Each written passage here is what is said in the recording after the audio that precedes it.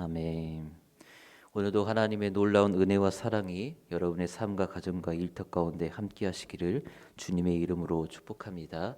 우리가 고백한 것처럼 우리가 해를 두려워하지 않는 것은 주님이 우리와 함께 하시기 때문에 우리가 그 골짜기를 지나갈 수 있는 것입니다. 이런 놀라운 축복과 은혜가 여러분 삶 가운데 가득하기를 소망합니다.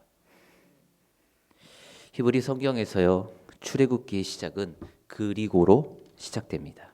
그리고 이 전치사의 의미는 여러분 무엇일까요? 앞과 연결된다는 것을 의미합니다. 앞 성경은 뭐죠? 출애굽기 때 바로 창세기입니다. 그래서 창세기와 출애굽기는 긴밀히 연결된다는 것을 우리는 알 수가 있습니다.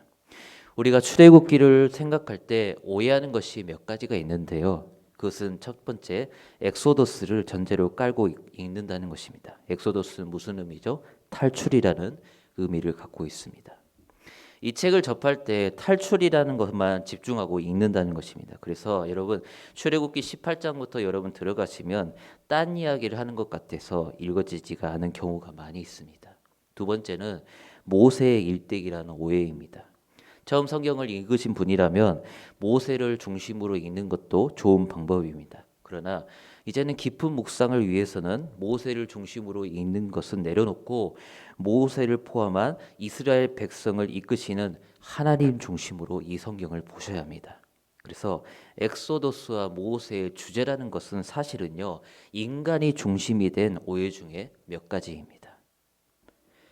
출애굽기 이 히브리어의 이름은요, 셰페르라는 단어를 씁니다. 셰페르, 이것은 이름들이라는 겁니다. 출애굽기 1장에 보면 여러분 어떤 이름들이 나오죠? 야곱의 12아들이 이름이 쭉 등장하고 있죠. 여기서 이름을 딴 것입니다. 근데 여러분 출애굽기는 출애굽 1세대를 위해서 쓰여진 책이 아닙니다. 실제로는요, 출애굽 2세대와 가나안 정착 세대 그리고 이후의 세대들에게 선포된 말씀이었습니다. 왜 출애굽기는 이름들로 이렇게 시작했을까요? 바로 그들의 정체성, 이스라엘의 정체성을 말하는 것입니다.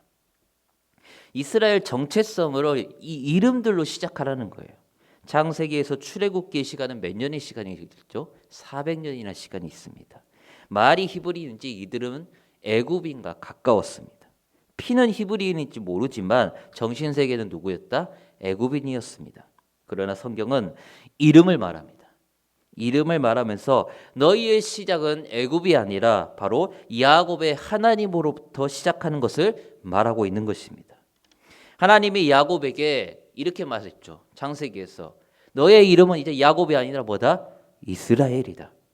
말씀하신 것은 이미 이전부터 하나님은 이들의 민족의 정체성을 세워주신 겁니다. 이 이스라엘의 뜻이 뭐죠? 대부분이요, 하나님을 이겼다라고 아실 것입니다. 야복강가 그 사건을 통해서 하나님께서 주셨죠. 그래서 우리는 하나님을 이겼다 해서 이스라엘이라고 말하는데 사실은요, 이스라엘 이름은 더욱더 깊게 우리가 묵상해 보면 하나님을 이겼다는 것이 아니라 하나님께서 다스린다라는 뜻이 있습니다.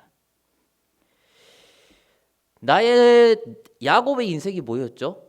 자기가 다 했어요. 자기가 다 주도하고 무엇을 하려는 인생이었어요. 여러분 야곱의 그 스토리를 여러분 잘 아시죠?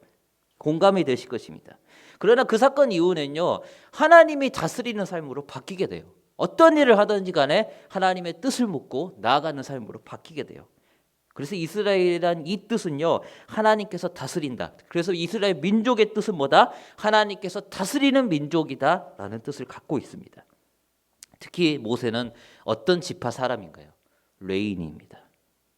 훗날 레위인은요, 어떤 일을 주도하죠? 제사를 하고요. 그다음에 민족의 종교를 주관하고 그다음에 민족의 교육을 담당하는 정신적인 리더로 이스라엘 민족에게 남게 됩니다.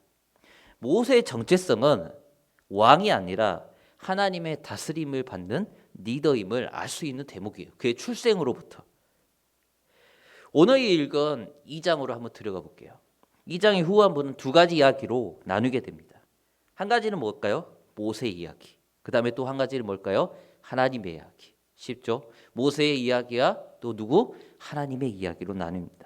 이렇게 두 부분으로 저는 나눈 이유는 말씀을 묵상하면서 중심 주제가 무엇이냐, 주어가 무엇이냐에 주목해서 보았기 때문입니다. 모세의 이야기는 당연히 누구만 나올까요? 모세만 나옵니다. 그리고 이스라엘 민족의 부르심에 대해서는 하나님이 등장하십니다. 주어가 모세이냐 하나님이냐 이 차이인 것입니다. 아무것도 아니지만 아무것도 아닌 것 같지만 이 차이는 성경에서 너무 큰 차이라는 것을 알 수 있습니다. 아까도 말씀드렸듯이 엑소더스와 모세의 일대기라는 이 오해는 주어가 사람이냐 아니면 하나님에 따라서 달라지는 것입니다. 여러분 어제 읽은 본문 말씀 한번 보시기 바랍니다. 만일 모세의 어머니 요게벳이 주어가 된다면 모세가 바로의 양아들이 된 것은 요게벳의 지혜로 묘사가 되어야 합니다. 성경에서요. 그런데 하나님 중심으로 이 말씀을 접한다면 이 모든 것이 누구의 은혜였다? 하나님의 은혜였음을 우리는 알 수가 있습니다. 그래서 모든 것이 다 뭡니까? 하나님의 은혜입니다 라고 고백할 수 있는 것입니다. 모세의 성장에서도 마찬가지입니다. 애굽의 공주는 누구의 딸입니까? 바로의 딸입니다. 애굽의 황제 바로의 딸이에요. 아버지가 어떤 명령을 나라에 선포했는지 그녀는 잘 알고 있었어요. 그런데 이 공주는요 히브리 아기를 자기가 품음으로써 그 명령을 거역했습니다. 그리고 친모 요게벳을 유모로 삼게 됩니다. 그렇다면 여기서 모세는 어떤 생각을 가진 사람으로 성장했을까요? 첫 번째는요 애굽의 사고방식, 두 번째는요 이스라엘의 사고방식으로 같이 가진 사람으로 성장했습니다. 이것이 모세의 마음에서 계속해서 충돌하고 있음을 말씀을 읽으면서 짐작을 할 수 있습니다. 모세가 오늘 말씀에서 보니까 아무도 없는 것을 보고 좌우를 살펴서 아무도 없는 것을 보고 애굽 사람을 죽이는 장면에서 다른 사람 히브리 사람들에게 동포라는 말을 한 거 보면 모세는 분명히 자신의 정체성이 누구인지 알고 있었습니다.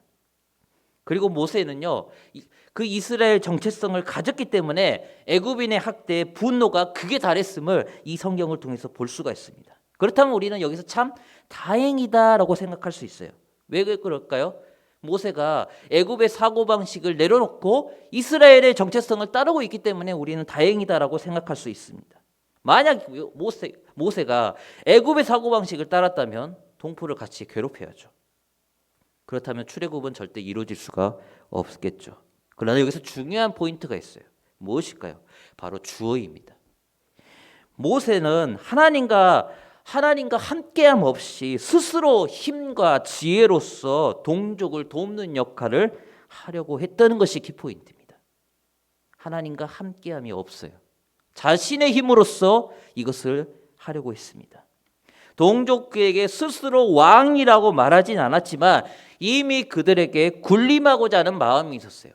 나는 내 신분이 이거니까 너희의 그 신분을 이용해서 너희를 도와줄게라는 교만함이 있었겠죠. 이스라엘 사람들이 이게 싫었나 봅니다. 그래서 한 동포가 그에게 너는 우리의 재판장이 아니야. 왜 재판장으로 군림하려고 하느냐. 그러면서 나도 죽일 거니? 라고 하는 물음에 자신의 그 애굽 사람을 죽인 그 사건이 탄로 날까 봐 그때부터 두려워하는 거예요. 그리고 이 일은 누구에게까지 알려질까요? 바로에게까지 알려지게 됩니다. 여기에는 성경학자들이 해석하는 몇 가지가 있습니다. 그런데 정치적인 이유도 있어요. 이 안에는 정치적인 이유도 있지만 모세의 가장 큰 두려움, 죽을까 봐. 자신의 뜻을 행하지 못하고 여기서 죽을까 봐 결국에는 그는 어디로 도망가 버립니까? 미디안 광야로 도망가 버립니다. 모세의 위치가 양자였고 바로의 애굽의 형제 바로의 양자였고 공주의 아들이었는데 그런 정도는 이렇게 좀 넘어갈 수 있지 않습니까? 그런 상황이면 이렇게 질문하신 분들도 있는데 모세의 입장에서는 성경학자들에 따르면 정치적으로 불안정했다는 것을 우리는 알 수 있습니다. 그래서 그는 결국엔 남았다면 사형을 피할 수 없었을 것입니다. 그러나 이게 중요한 게 아니라 바로 모세의 이 사건에서 주어가 누구였다? 바로 모세였다는 겁니다. 하나님이 절대 아니라는 겁니다. 이 장면을 보면서 한 가지 사건이 떠올랐습니다. 그것은 바로 가인과 아벨의 예배입니다. 우리는 여기서 키포인트가 뭐죠? 가인의 예배는 안 받으셨고 아벨의 예배는 받으셨다. 근데 이게 키포인트가 아닙니다. 여러분 오해하는 것이 있어요. 가인은 곡식을 드려서 안 받았고 아벨은 피해 제사를 드려서 받으셨다라고 하는데 레위기 2장에 보면요. 곡식도 받으시는 하나님이십니다. 꼭 가축을 안 드려도 하나님은 레위기 2장에서 곡식도 받으신 분입니다. 곡식과 기름을 함께 섞어서 드리는 제사가 분명하게 있습니다. 그렇다면 무엇이냐? 하나님이 기분에 따라서 안 받으셨냐? 그것이 아닙니다. 어디에 중심을 보셨다? 마음의 중심을 보셨다는 겁니다. 하나님이 내 안에 있냐? 아니면 내가 주도해서 하느냐? 저는 가인의 예배를 받지 않은 이유는 바로 가인의 뭐였다? 교만함 때문이었다라고 생각합니다. 예배가 목적이 되는 사람, 그 사람이 바로 가인이었습니다. 하나님은 이런 분이야. 부모인 아담과 하와로부터 계속 들었죠. 이 정도면 되지 않겠어? 라는 교만한 마음 하나님께서는 아셨습니다. 그리고 그 예배를 받지 않으신 겁니다. 여기서 중요한 포인트가 뭘까요? 마음의 중심. 그리고 누구와 동행한다? 하나님과 동행하냐. 이게 바로 중요한 키포인트입니다. 제사를 언급하기 전에, 예배를 언급하기 전에 먼저 뭐를 봐야 합니까? 삶을 봐야 하는 거예요. 자신의 삶을 봐야 하는 것입니다. 하나님 없이 하나님의 일을 했는데 역사가 일어나지 않으니까 가인이 격하게 반응을 하는 것입니다. 모세도 마찬가지였습니다.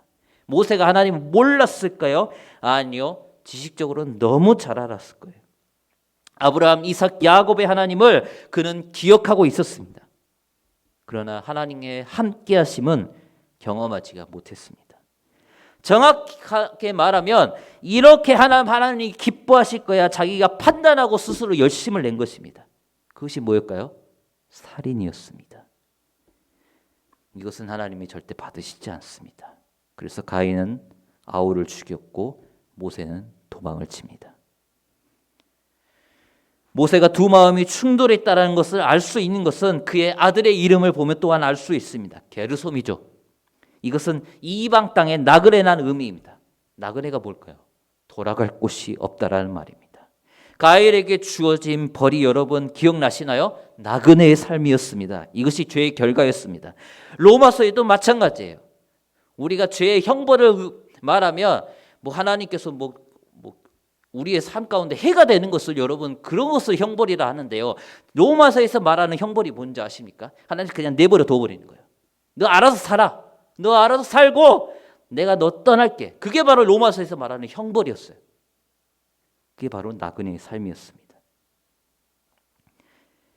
모세는 자신의 형제들에게 있는 곳으로 돌아가지 못하고 결국에는 나그네가 되었습니다. 근데 여기서 여러분 주목할 것이 가인과 모세의 차이가 뭔지 아십니까?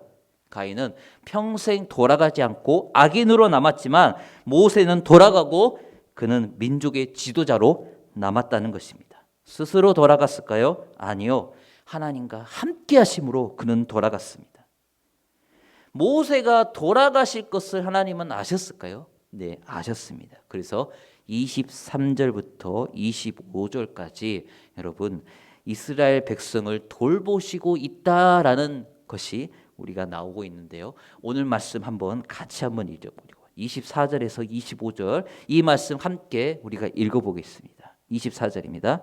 하나님이 그들의 고통 소리를 들으시고 하나님이 아브라함과 이삭과 야곱에게 세운 그 언약을 기억하사 하나님이 이스라엘 자손을 돌보셨고 하나님이 그들을 기억하셨더라. 키포인트가 뭘까요? 돌보셨고 기억하셨더라. 떠나시지 아니하시고 돌보셨고 기억하셨더라. 이러한 축복이 여러분의 삶 가운데 함께 하시기를 소망합니다. 모세가 떠남으로써 애굽에서 떠남으로써 하나님의 역사는 끝난 것처럼 보이지만 절대 아닙니다. 하나님은 우리가 알지 못하는 큰 그림을 이미 준비하고 계셨습니다. 그리고 여러분 삶 가운데도 이미 큰 그림을 준비하고 계십니다. 임마누엘 하나님이 여러분과 함께 하십니다. 여러분의 삶 가운데 하나님의 역사가 이루어지지 않아서 초조하고 어쩔 때는 급하게 하시면서 자신에게 혹시 분을 내고 계신가요? 이것은 저의 모습이었기 때문에 저는 당당하게 말할 수 있습니다. 하지만 이럴지라도 하나님께서는 그 허물을 보시지 않으시고 여러분 자신을 보시면서 여러분과 함께 동행하기를 원하십니다. 그리고 부르실 것입니다. 하나님께서 가인을 처음부터 버리려고 했다면 하나님 절대 가인 부르지 않습니까? 부르지 않아요. 부르지 않고 그냥 내버려 둬버립니다. 하지만 살인을 했을 때 여러분 그 장면 잘 기억하시기 바랍니다. 하나님께서 가인의 이름을 부르셨습니다. 그의 잘못을 탓하려고 부르셨을까요? 아니요. 그를 다시 부르시고 동행하시려고 그의 이름을 부른 겁니다.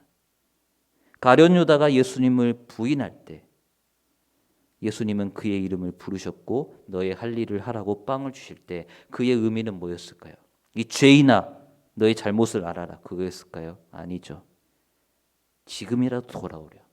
돌아오고 나랑 동행하자. 이 공동체와 함께 가자. 바로 이 의미였습니다. 하나님께서는 이름을 부르실 때 그 이름, 그 외침을 외면하지 마시고 하나님을 만나시기를 축복합니다.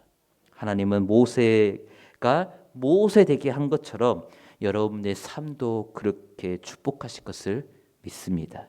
오늘 말씀의 은혜가 저와 여러분의 삶 가운데 함께 하시기를 주님의 이름으로 축복합니다. 기도하겠습니다. 하나님, 오늘 우리에게 허락하신 출애굽기 2장 말씀을 통하여서 하나님과 다시 한번 동행하는 삶을 기억할 수 있도록 주님 도와주시고 함께하여 주시옵소서. 성도들이 어려움을 당할 때 자신의 그 상황을 보는 것이 아니라 이미 그 성도들에게 큰 그림을 그리고 계시는 하나님의 그 역사하심을 바라보는 영적인 시선을 우리 열린 베들교회 모든 성도들에게 허락하여 주시옵소서. 그래서 그 시선을 바탕으로 하나님을 바라보면서 저 영원하신 기업을 우리가 소망하면서 나가는 모든 복된 성도들이 되게 하여 주시옵소서.